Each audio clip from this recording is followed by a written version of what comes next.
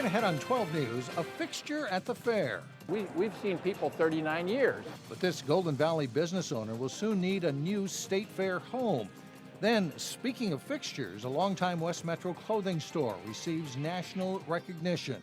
But first, record heat that's causing problems and forcing cancellations. 12 News starts right now. But first, charges just announced in a homicide in Brooklyn Center. A 26-year-old man is now charged with murder. It happened last Thursday morning just off Shingle Creek Parkway and Interstate 694. Antonio Daniels of Minneapolis is in police custody and is accused of shooting a man dead. That man tried to get help at a nearby motel, but he died at the scene. Well, this hot weather today is taking a toll on several Brooklyn Park families. And they were trying to stay cool when a fire forced them out into the heat early this morning. The fire broke out in the laundry room of a duplex in the 8200 block of Quebec Circle. Residents say their central air conditioner was not working, so the landlord set up another AC unit using an extension cord. Unfortunately, the extension cord caught fire. It was a lot of smoke and it smelled a lot of burning. My boyfriend ran down there and put it out as much as he could. He's burnt on his hands and on his feet a little bit, and he put it out, and then they kicked him out when the police got here. They made him come out until the fire department got here. 5 children and 5 adults will have to find another place to live until the home can be repaired. The fire department estimates the damage at $6,200. Well, this is the hottest Minnesota State Fair weather in 65 years. Today's record high was set in 1948, but as we went to air, that record is no more as we reach 96 degrees at 3 p.m. As Delane Cleveland reports, the heat isn't easy to beat, and it may be sticking around for a while. Heat advisories and warnings in effect for southern and central Minnesota through Tuesday night. In the world of construction, Today's highs in the 90s to around 100 degrees. Toiling away on a hot summer day generally comes with the territory. Just standing here, I'm sweating. Kyle Novotny is tasked with laying down a full load of sewer pipe on this County Road 81 construction project. Take your time and have patience, and it tends to go pretty well. Patience isn't the only thing helping Kyle on this hot day. I got water in there, full of ice, stays nice and cold, and then I got about a half dozen Gatorades I keep with me. He says that when the mercury and dew point level creeps up, so do the number of breaks. And they want you to take 5-10 minute breaks every half an hour or so, just to keep yourself from tipping over. Meanwhile, at the National Weather Service in Chanhassen, We've kind of been one extreme or the other. meteorologist Tom Hultquist blames the jet stream. We generally have not seen so many 90-degree days this far into the summer. He says these hot and humid temperatures may stick around for another week or so, which could make things downright dangerous for some people. Yeah, it certainly would be, especially if if you don't have air conditioning, and because of the prolonged nature, several days in a row where it doesn't cool off at night. Back in Brooklyn Park, Heat exhaustion, heat stroke, it can be pretty common on days like this. Kyle says he's suffered from heat exhaustion before. You start feeling short of breath and lightheaded. However, he says he's learned how to beat the heat, but that doesn't mean he has to like it. I would take 115 to dry heat any day over, 80% humidity. In Brooklyn Park, highs in the upper 90s. Delane Cleveland, 12 News. The heat is also causing some cancellations. They include boys and girls soccer matches between Champlin Park and Hopkins. Armstrong and Maple Grove also canceled tennis and soccer matches. The Brooklyn Park City Council is eyeing a new housing project that's been stalled since the housing bubble burst in 2008. A developer wants to build townhomes and single-family homes in the area north of Highway 610 and west of Region Avenue. It's a project called Wickford Village. Plans call for 265 townhome units and about 40 single-family homes. School is just 1 week away for districts in the Northwest Metro, and as kids get ready to head back to school, it's a good time for a refresher on safety around school buses. Reporter Sonia Goins has more. These big yellow buses are built like tanks, but it takes more than a sturdy bus to keep students safe. It takes a team effort to make sure the ride to and from school goes as planned. Students should never approach the bus until a bus makes its complete stop. Children should be careful when crossing in front of a bus. Kid drops something, they bend over, pick it up, Driver never sees them. Driver pulls forward and runs them over. That's a danger zone. Bus drivers are not only paying attention to the students in front of them, but they're also checking their mirrors for cars. Otherwise, the student steps out, right there is a car to hit them and take them out. And although it's popular for children to clip things to the end of their backpack, it could cause a problem. The crossbar that you walk down the handle, the rail you hang on to, and the driver closes the door and that gets hung up in there, and the driver drives away and you get dragged away by the bus. In Champlin, Sonia Goins, 12 News. You don't want that to happen. And one more tip for drivers: when a school bus has its stop arm down, drivers on either side of the road must stop. And you know police will be watching for that as well next week. Well, coming up, a Plymouth company that truly does dress for success. And later in sports, it's a wild one on opening night for the Hopkins football team. But first, no relief from the heat. The AccuWeather forecast shows this heat wave is expected to last at least through Labor Day.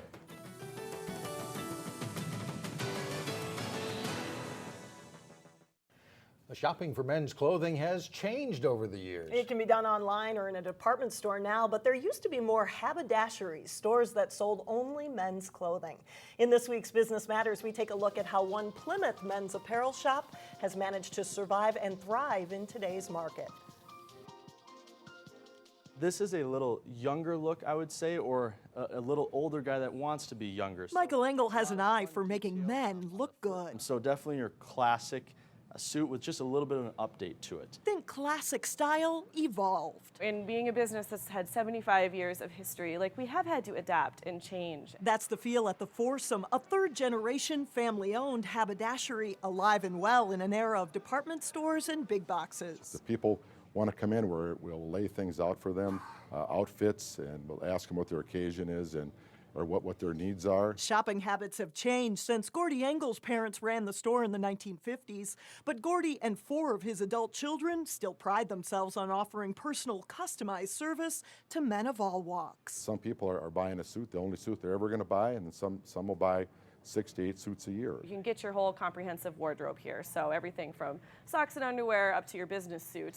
It's one stop and it's easy. For its retail innovation, the Foursome was recently recognized in New York by Menswear magazine with an Uptown Downtown award. It's recognition of the store's ability to adapt and take risks, like moving the business from Wayzata to Plymouth during the recession. It's like, I term it a mulligan if you're a golfer, because how often do you get a chance to build out a brand new store in a new way and to meet the needs of this year rather than 25 years ago. Clothing styles always change. It's the business of this local retailer to see that the classic haberdashery never goes out of style. There aren't very many stores like ours around. The Foursome employs about 30 people and includes an in-house tailor shop. Coming up, State Fair history that will undergo a major change. But first in sports, Armstrong's Falcons are ready to climb in the football standings. Jay Wilcox has a season preview when we come back.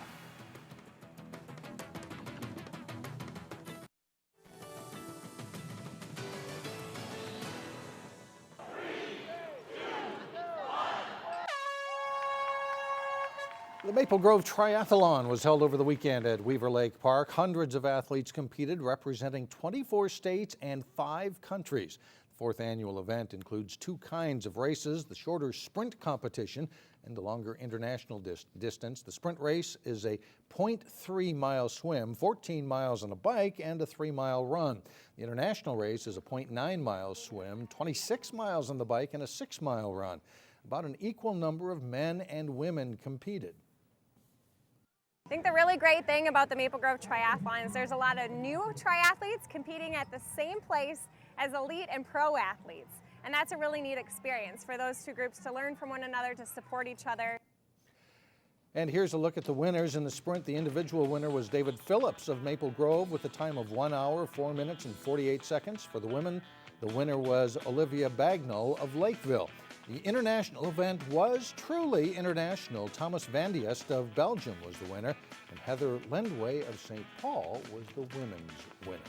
Jake Wilcox is here now with sports. We're going to talk football, and Hopkins football team already got a game under their belt. Yeah, just a handful of teams around the state really getting started with early, and this one was a pretty entertaining game, no doubt. While most of the local high school football teams will hit the field this week for season openers, Hopkins was one of the teams to play a so-called 0-week game on Friday night. Chaska hosting the Royals in a very good one. Chaska starts strong. Justin Arnold looks downfield and finds a wide open receiver, Matthew Wittes, for the TD. It's a 14-0 Hawks lead. Second quarter now, and Hopkins responds. Tyler lead at Terrence Bowers, who outjumps the defender and hauls it in. The Royals pull within 14-7. Perfect timing here as Lee zips it to Tawan Winston for the touchdown late in the second quarter, and Hopkins takes a 21-14 lead into the half. Third quarter, and watch this one. Shaheed Hickman looks like he's stopped near the line of scrimmage, but they never wrap him up, and they won't catch state 100-meter champ Hickman. It's a 55-yard TD. This one goes back and forth. Hawks quarterback Arnold keeps on the option here and fools the defense. He gets one block downfield from a receiver and scores. Chaska goes back in front, 34-33. And they extend the lead on the sweep as Wittes does a nice job being patient, waiting for some room to run. Chaska has a 41-33 lead, but it is not over yet. Under a minute to play, Harry Momo takes it in for a short touchdown, and Hopkins was within 41-39 with 44 seconds left. They go for the tie, but the pass is off target on the two-point conversion. The Royals fall just short in a 41-39 loss. We round out our tour of local teams in the Northwest Suburban Conference with a look at the Armstrong Falcons in today's training camp report. Bring someone off the edge. If we think that we go. There's no doubt the comfort level is much higher for all parties involved in the second season for Dave Frizzell as Armstrong's football coach. Yeah, it was a painful process last year. It was new to those guys. The seniors really struggled with having a new head coach, and I don't blame them because they wanted to have their system in place going into their senior year. So it was a learning experience for all of us, and the kids understand now exactly what's expected of them in practice and in games. I'm feeling a lot better than last year. It's kind of a night and day difference, actually. A lot of culture change, which was our goal in this off season. Yeah, it didn't take us as long to put in all the new stuff and everything because we have a familiarity with it. So every time we kept adding more and more onto the offense, it was just a lot easier. Can make everything more complex. The Falcons have 8 starters back on offense, and they had a good offseason together. It's a group that looks to be clicking in the passing game. We've had a very good offseason passing league, 7-on-7 tournaments. We went over to Wisconsin, had a few tournaments, and then, we were just really connecting. Penny. Among the key returners for the Falcons, quarterback Quinn Frizzell and some of his top targets. Wide receivers Josh Malcolm and Duncan Harless and tight end Hunter Ruland. There's experience up front with left tackle Hutton Adams, right tackle Ryan Casperson, and left guard Aaron Howd. Armstrong hasn't fared well in recent seasons. They're cautiously optimistic this fall. I think it's going to take one step at a time. It's not just going to be overnight. It's one win at a time, one step at a time, and it starts with a new culture. They have some work to do to become a factor in the Northwest Suburban. The Falcons hope to jumpstart that process this fall. Here's the lowdown on the Falcons. They had one win over Park Center last fall. 8 starters are back on offense, and they open against a tough opponent on Thursday at Maple Grove. Before you hit that first shot out on the golf course, there are some important steps to help you play better golf. Here's John Jacobson with this week's Channel 12 Golf Tip. Aaron, we've talked about a lot of different golf shots over the last several weeks, but if you're not set up right before you swing the club, you're not going to be a good golfer, and that's what this golf tip is about. Yep, we're going to talk about pre-shot routine. So we're going to go through 3 things. We're going to talk about alignment, posture, and ball position. First things first, let's talk about alignment. The outside stick here, I use these sticks, they're driveway markers or tour sticks. You can get them at Menards or at any golf store. The outside stick points directly at our target out there, the white flag. The inside stick is for our body line. So what I want to do is I want to get my feet and I want to get my shoulders lined up down the target line or toe line there.